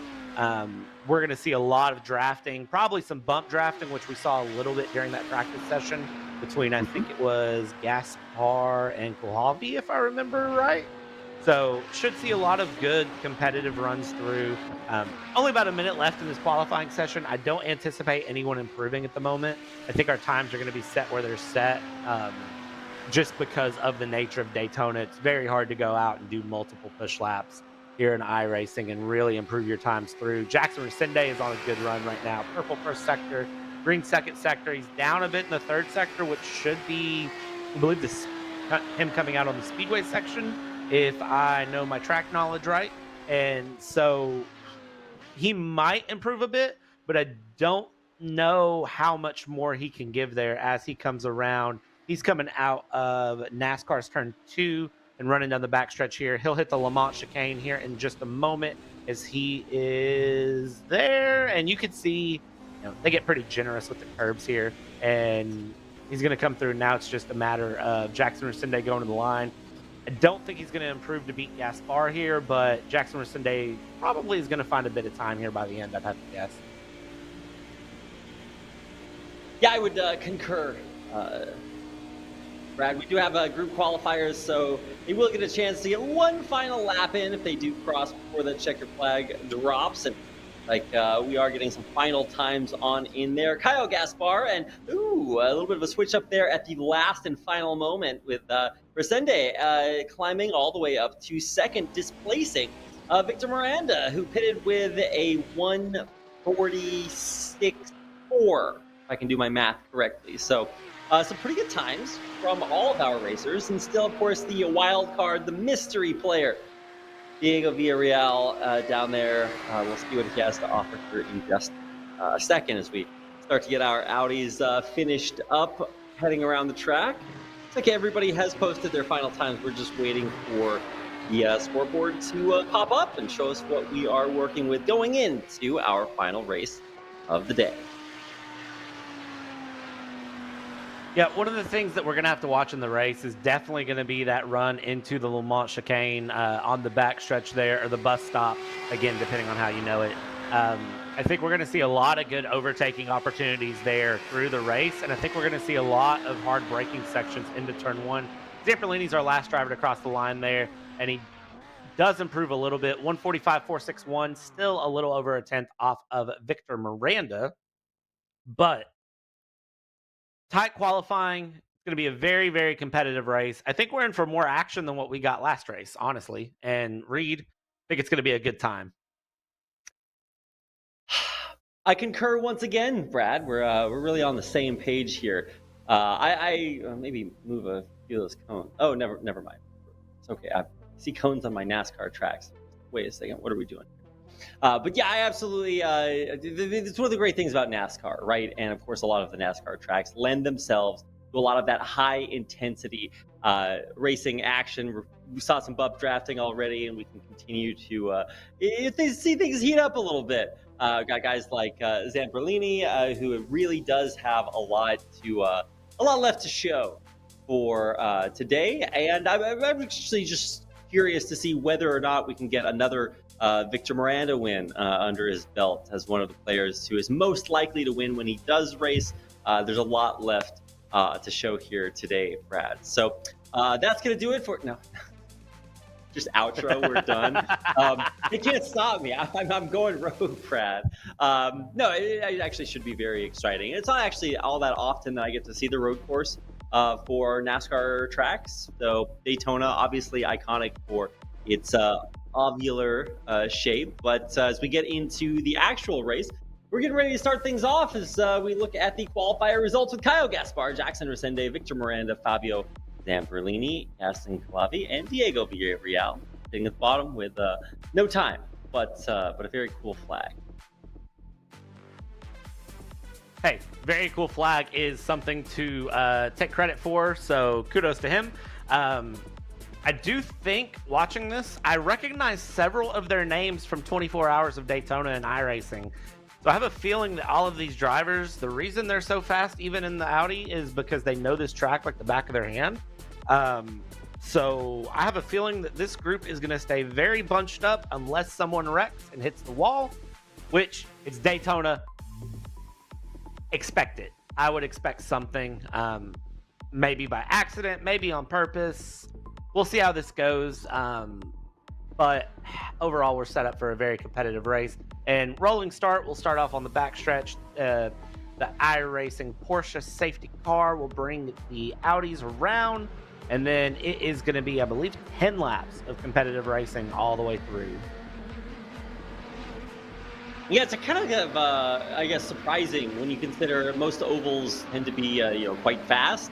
But when you add the road course in, it really does lengthen things a little bit out here.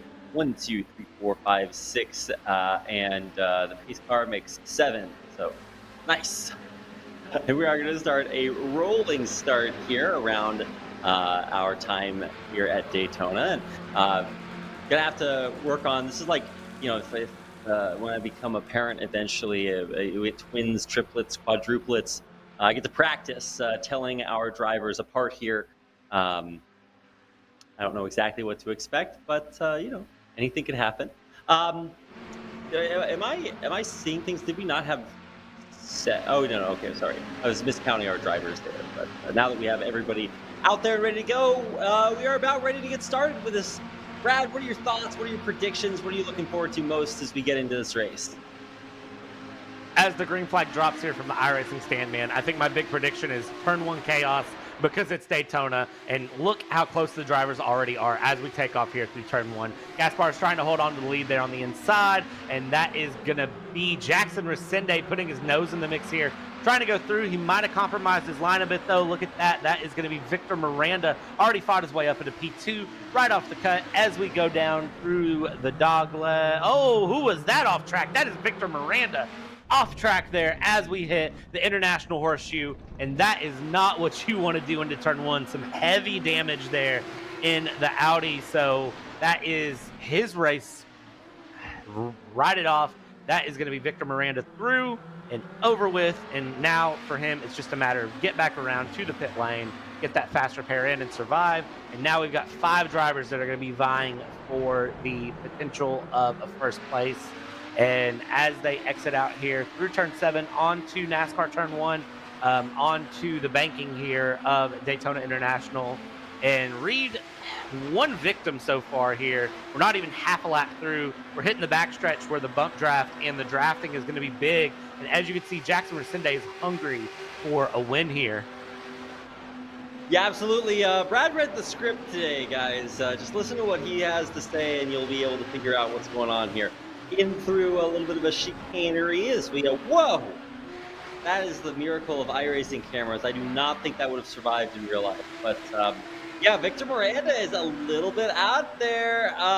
Man, rough way to start things. And hope we get a chance to check that out again, because I don't know, I'm always worried when things like that happen, because it can happen to the best of them. It can absolutely happen to anybody else. And as our drivers are incredibly close, look at this grouping, Brad. Just impeccable driving.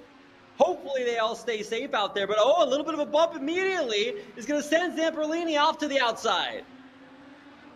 Yeah, side-by-side racing, classic Daytona road course here. And you see Zamperlini go a bit too deep in. Nothing too bad there between him and Gaston Coulihavi. I think that might have been a little bit of the iRacing netcode bug kind of striking him and sending him a little wide, or maybe he just went a little defensive. It didn't look too bad from that overhead angle from a helicopter view. But as it sits, that you're going to see that pretty much every time to turn 1. As long as these 4 drivers can stay within about a second of each other, you're going to see pretty much every time they hit turn 1, they go side by side. And as they exit out here on the turn 7 on the speedway section, I would guess we're going to see it again. A little bit of a slide from Resende there, but again, we're in all-wheel drive quattros. He can hold on to it and really get going there. Now Kyle Gaspar just needs to do his best to try to push forward and keep a bit of a gap there on Resende. Coulihavi needs to stay in touch with Resende, and Zamperlini, you're going to see that gap close very, very quickly here. See Gaspar inside line there on the speedway, trying to just keep out of that draft as we run down towards the Lamont chicane or the bus stop chicane. Very close pack nonetheless here. We got rid of Victor Miranda. Villarreal was a little bit out of the picture for most of the race, and we've really sort of filled things down to this very, very tight pack. And oh man, every time I see a little bit of a wiggle back towards the inside, it gets a little bit more dangerous. And I just cannot believe how tight this grouping has stayed. With that bump draft you were talking about earlier, Brett, absolutely coming into play as we veer off the circle to head on in for our road course portion of Daytona. Right, absolutely neck and neck. A little bit of a bump off onto the grass. As, oh, the bumper coming in, and actually will actually contact Zamperlini, I think that was, or actually no, it was Coulihavi who gets pushed a little bit back to the rear. Kyle Gaspar leading the pack for now, but I just can't believe how close this is, Brad. Daytona already delivering through lap 3. Yeah, all of these drivers here are showing strong skills, but look at that. Diego Villarreal only 3 seconds back. He's losing a little bit of touch with this front 4 because, again, as they hit the speedway, the draft is coming into play, and he's kind of just out there on his own just running laps. So he's probably losing about a second a lap just from not being close enough to another car to keep pace. Same with Victor Miranda. Victor Miranda's nursing a little bit of damage, but also he's not close enough, so he's probably losing about a second and a half a lap. Now watch this from Kohlhavi to Zamperlini as they exit turn 2 here. And now look at that. Zamperlini diving on the inside. It's going to be side by side into the Lamont chicane. And who is going to back out of it? Nobody's backing out of it. Side by side through. They're going to hold it side by side again. That is going to be Kohlhavi holding the inside. Zamperlini to the inside now. And as we go through, Zamperlini able to get that pass done, but they're going to hold side by side and bumper to bumper all the way around turn 3 and turn 4, down the front stretch. And then as we dive into turn 1, watch Kohlhavi. He's going to go for it again. Watch your two fronts there. Gaspar and Resende swapping places as we go down the front stretch as the draft hits. Now they're side by side. And as we go into turn 1, these front two are going to be side by side again. And look how close this margin for error is from all 4. And as we hit turn 1 here and we dive into turn 1 through turn 2, things settle out single file. And now it's Resende on Gaspar, on Zamperlini, on Kohlhavi. And we are going to hit the International Horseshoe. And you can see Gaspar here from the windshield of Kohlhavi is still thinking about dives on Resende and every overtaking place. No, that's a big error from Resende. I don't know what happened to him there, but he's into the grass now. And as they hit the dog leg, that is going to compromise both Zamperlini and Kohlhavi. And Gaspar maybe gets a breath of fresh air for a moment if he could try to build a little bit of gap there to take advantage of an error from Resende. And can Zamperlini and Kohlhavi take advantage and kind of push up there? Reed, hold your breath for the next 8 laps. It's not over yet.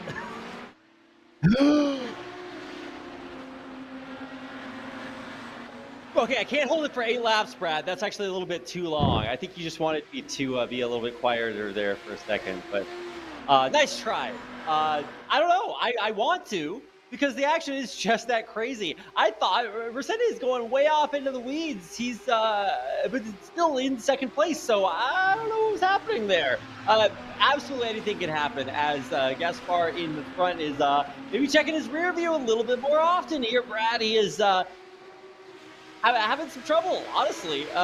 Resende diving, dipping, ducking, and whatever the other one was. But he is in the front for now. Let's take a replay and see exactly what happened earlier. Why are we going off into the weeds?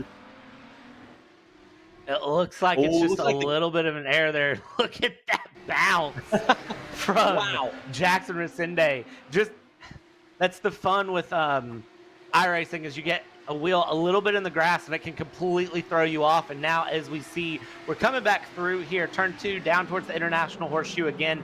No position swap there on that front stretch zone, which is kind of impressive. That's the first time they've came through the speedway section and not passed anyone.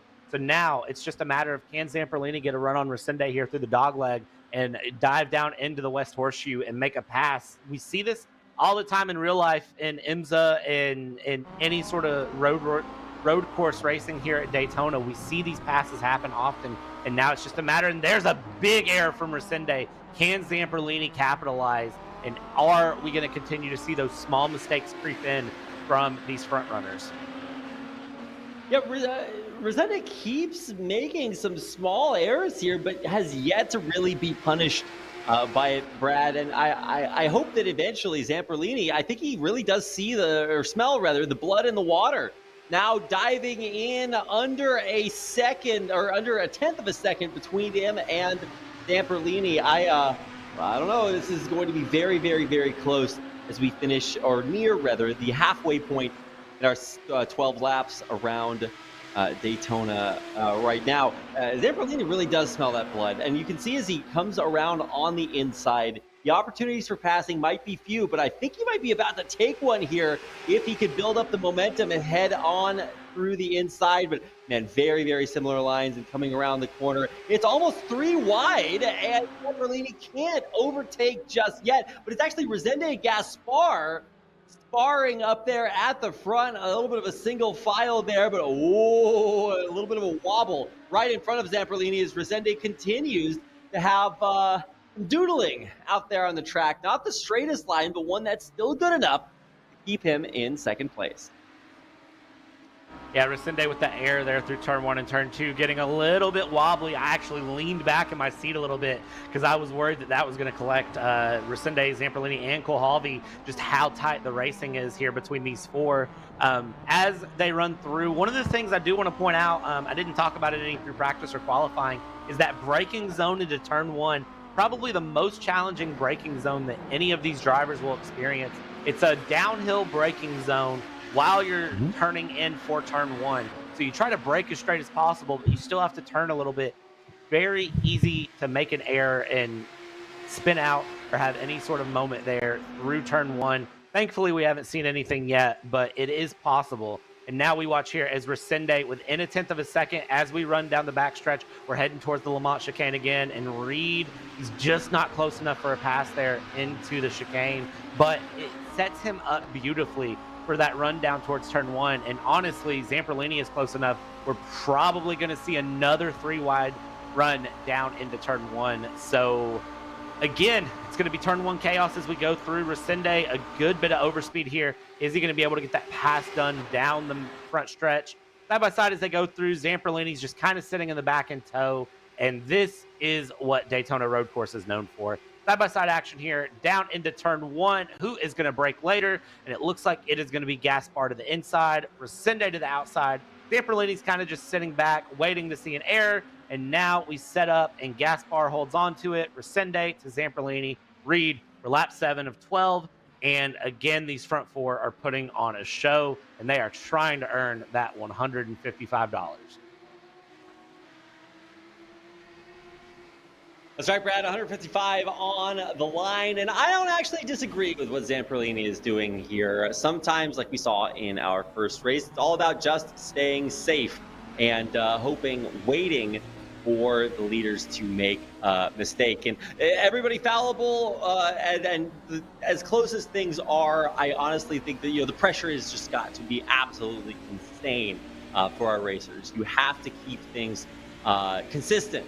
Every trip around the oval, or I guess road course here, it just becomes more and more difficult to maintain that consistency under such high pressure. So we're on board right now with Zamperlini, and he has been waiting there kind of patiently in that third spot after claiming it. So it is his for now, but I don't think he was content to stay there for very long. He has been watching, waiting for a while, but as we speed up coming around the corner, this is a good opportunity for him to make that move. He is, of course, the closest out of all of our drivers, but also his leader, Resende, is looking for Gaspar. Less than a tenth of a second, just about a tenth of a second separates them. Now less hundredths, and he is going for it. Resende, can he take the lead? It's now or never, and he does for a moment.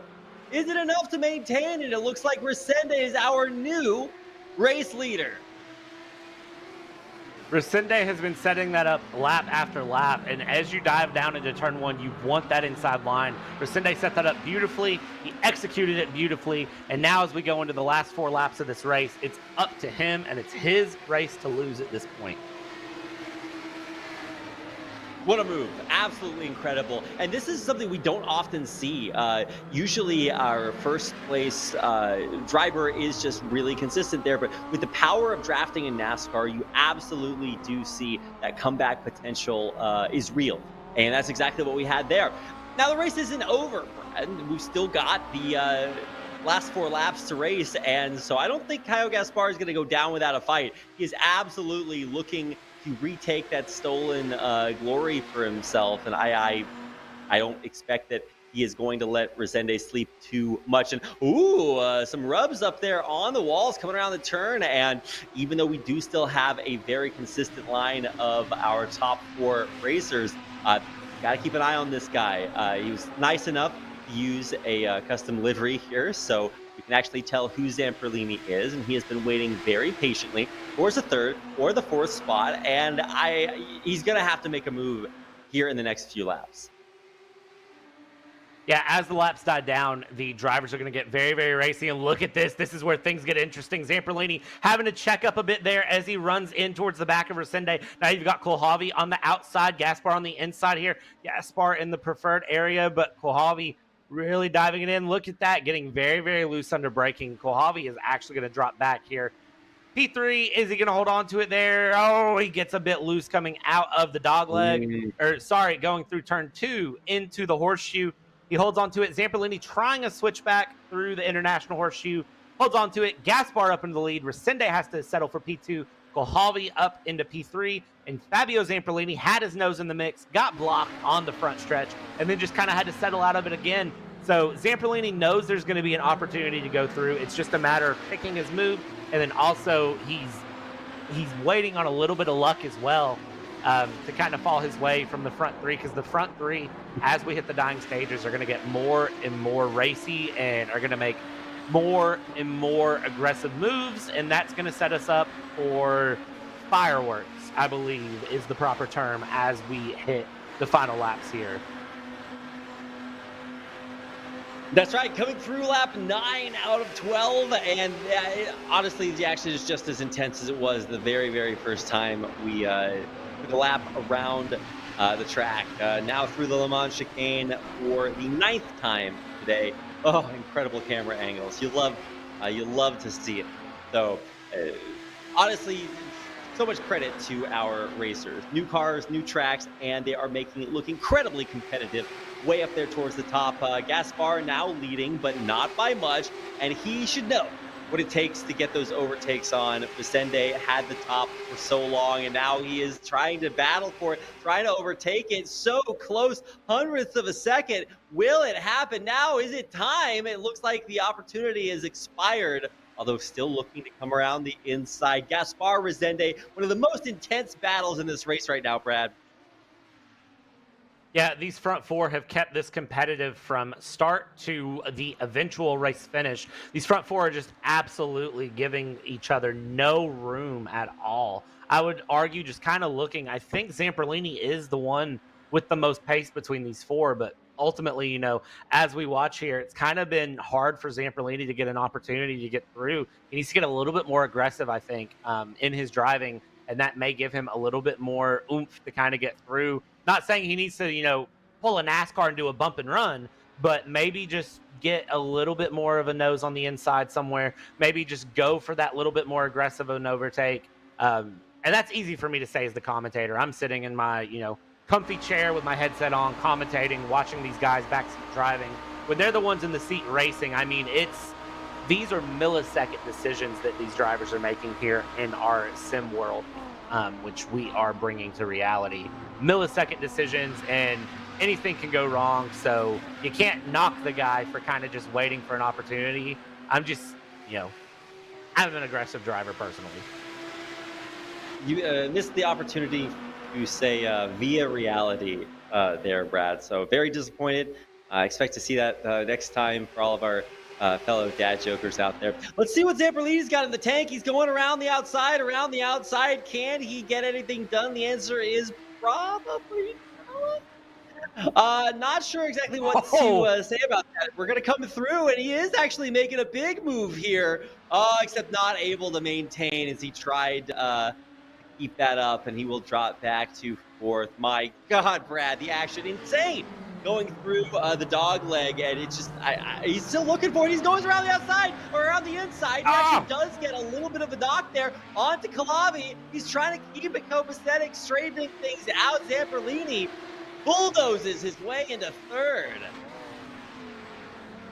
I have a feeling he's listening to the broadcast, and that was a moment of, oh, okay, you want to see this? Watch this. So Zamperlini, I'll have to see a replay of it, but from how I could tell, I don't think that was on purpose from what it's worth. He tried the dive down into turn 1 and tried to go around the outside, which is the hard way to go, but he tried to make it stick there just a little too late on the brakes. And then as we saw, he went through the dog leg, came through the international horseshoe into the dog leg, and he tried to hold on. Our AMX broadcast team being very quick on the gun there, bringing me a replay through. So you can see there, inside there against a Gaston Kohalvi. I don't think it was Zamperlini's fault, just kind of looking at it. It's just, I think Kohalvi was taking a slightly different line, and it just happened to be rear bumper to front bumper. I'd call that a racing incident personally. I mean, it's tough to call either way. It is just kind of the way the race is going. A little bit of early bump drafting there, and after what has been an incredibly competitive start to the race, we are leaving the racetrack now with the white flag at one final trip around change your stars. Oh, we are actually seeing a little bit of that. Calabi overtaking Zamperlini there, and absolutely keeping his hopes alive. He is now in third. Resende, who we are on board with, looking to also take the lead here away from Gaspar. Don't think it's going to happen, though, as we near the dog leg, come back through it. Zamperlini, Calabi, that battle absolutely insane towards the back of the pack here. Up at the front, the situation is exactly the same. We had a big pack, and now we're down to two groups of two, and anything can happen as we finish our road course and head right back around T5 into T6 and try to make one more attempt at changing our racing stars here, with really the most realistic chance being in Zamperlini's hands as he follows close the heels of Calabi. Yeah, I'm going to guess, just based on the timing screens and watching, that Zamperlini gave that position back to Kohlhavi. Little bit of racing respect there. We've seen it happen several times in AMX when there's contact like that, and one driver, basically gives the position back and just says, hey, that was my fault. That's on me. Take your position back. I didn't earn that fair and square. So I'm going to guess Zamperlini, that's kind of his way of admitting fault. But now he's going to be trying to win that position back there. You can see very, very close to the rear bumper. Kyle Gaspar about to cross the finish line here on the speedway. But as we watch here, Kohlhavi to Zamperlini, the draft coming in big time on Zamperlini's hands. So as they came out of the launch chicane, they're coming out of NASCAR turn 4 down the tri over here. Side-by-side action between these two. And now you can see Kohlhavi up the inside. It's bumper to bumper. And by 3/1000ths of a second, Kohlhavi pulls it at the line against Zamperlini. You can see that is donuts coming in from Jackson Resende. Happy to finish the race. Kohlhavi by 3/1000ths of a second brings it home. And you can see how he feels about that. I want to see a slow motion of that. I don't know if I'm asking a lot, broadcast team, today. I want to see a slow motion of that. Does not get much closer than that. Literally 3/1000ths of a second. I'm glad I'm not calling this race, Brad. That is way too close. Zamperlini, it is just not his day. A little bit of a dust up in our first race, and then here losing out by 3/1000ths of a second. You're going to have to go back and run the clock on that one. A nail biter of a finish after what was an extremely exciting, dynamic trip out here onto the road course of Daytona. That's the one thing with this track, though, is if you try to make your move too soon, you can get past in the same way you tried to pass. Now, granted, Kohlhavi was against the yellow line, and there's an argument to be had about that, depending on, the purist and all of that, depending, track limits, this, that, the other. But iRacing lets you do it, so it can't be that bad. Kyle Gaspar able to pull out the win by about 1.5 seconds there at the end. Jackson Resende, a very strong P2. He had, his moments in the lead, but in the end, not able to hold on to it. Just slight slides here and there, kind of costing him. Gaspar, Kohlhavi, and Zamperlini just absolutely competitive to the very, very end. And then Diego Villarreal running through, finishing a minute back, but, a strong showing from Diego anyways. And then Victor Miranda losing out early there in that International Horseshoe incident early on in the race. And it's very unfortunate for him. But, man, what a way to end a Tuesday night of racing. I mean, I'm not going to be able to go to sleep, Brett. It's like noon here. But anyway, the idea is it was very exciting. And I got to say, it might be a little bit frustrating to be Zamperlini after that 3/1000th of a second loss. But still, it's good enough to be in the money. That was a tier 2 race, Brad, and that means a lot of money on the line. Really, no matter where you place, it's $20 to enter. You get 5 for just showing up. And the top, I think, 8 all earn you money. So more than enough for Zamperlini and the rest of our racers to have a pretty good day to conclude our time out on the Daytona Speedway. It's been a good day of racing, Brad. You have any final words before we close out the show? None that I can think of. Good day of racing. I can't wait for the next one. Yeah, me neither. And so let's go ahead and get on out of here so we can start the next day of racing even faster. Guys, make sure to follow us on our social media. You can see the links right down below the stream. And head on over to amxrace.com to get your chunk of an over $16,000 prize pool that we are giving away this season. It's very quick to sign up, and you too can come out here and race along with the legends of our players for season 2. It's been great to be with you here today, and we hope to see you back here again tomorrow for even more action on AMX Global. See you then.